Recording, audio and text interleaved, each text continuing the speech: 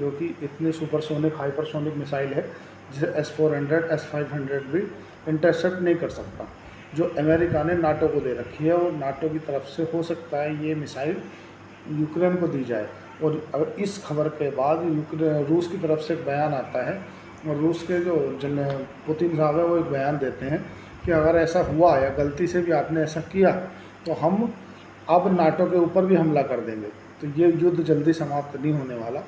दूसरी तरफ अमेरिका की ओर से सेकेंडरी सैंक्शन लागू कर दिए गए हैं कि जो भी कंपनी अमेरिका के साथ व्यापार करती हैं उन्हें अब रूस के साथ व्यापार नहीं करना, और अगर वो रूस के साथ व्यापार करती हैं तो अमेरिका के साथ व्यापार नहीं कर पाएंगे। अमेरिका के साथ व्यापार नहीं कर पाएंगी मतलब जो अमेरिका के पिछलग्गू देश हैं ना, उनके साथ भी व्यापार नहीं कर पाएंगे। मतलब सीधा है कि जितनी भी स्विफ्ट सिस्टम है, जहाँ पर डॉलर चलता है वहाँ पर उन कंपनियों को व्यापार खोना पड़ेगा। तो इसको बोलते हैं सेकेंडरी सैंक्शन। इसके चलते दूसरा जो टोमाहॉक मिसाइल सिस्टम है, इससे अब तनाव बढ़ता नज़र आ रहा है। कि अगर Tomahawk missile system America NATO से बोल देता है कि आप यूक्रेन को दे दो, और यूक्रेन उसे दाग देता है और S-400 उसे इंटरसेप्ट नहीं करती है, और वो रूस की धरती पर आकर कहीं रिहायशी इलाके में ज़्यादा क्षति पहुंचा देती है, तो उस स्थिति में जो रूस है वो नाटो के ऊपर हमला कर देगा। और नाटो के ऊपर हमला करने का मतलब ये है कि 30 देशों के ऊपर हमला, मतलब ये युद्ध बड़ा रूप ले सकता है। दूसरी तरफ सेकेंडरी सैंक्शन लगाने के चलते अब जो रूस से लोग बाग तेल खरीद रहे थे, जो देश थे, वो तेल खरीदने में कमी करेंगे। वेनेजुएला पर पहले से सैंक्शन लगा रखे हैं अमेरिका ने, तो वेनेजुएला तेल की पूर्ति कर नहीं पाएगा। दूसरी बात, जो तुम्हारा ईरान है, ईरान पर सेकेंडरी सैंक्शन लगा रखे हैं, तो ईरान से भी ज़्यादातर तेल कोई खरीद नहीं पा रहा। अब रूस के ऊपर सेकेंडरी सैंक्शन लगा दिया, रूस से भी कोई तेल नहीं खरीद पाएगा।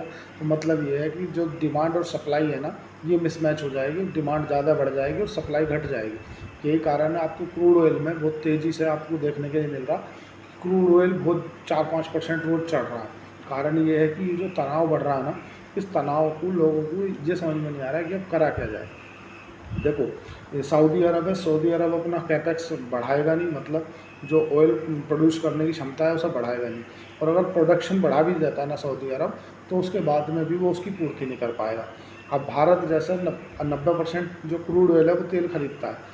हम जैसे और जो देश हैं जो क्रूड ऑयल खरीदते हैं, उन्हें क्रूड ऑयल पर्याप्त मिलेगा नहीं, तो उन देश के अंदर क्या है, महंगाई बहुत चरम सीमा पर पहुँच जाएगी, इन्फ्लेशन पहुँच जाएगा, जिससे देशों की जो इकोनॉमी है वो कोलैप्स हो जाएंगी। जैसे आपने श्रीलंका में देखा, जैसा कि पहले भी ऐसा हो चुका है, जब मिडिल ईस्ट में युद्ध के जैसे हालात बने थे तो ये स्थिति बनी थी।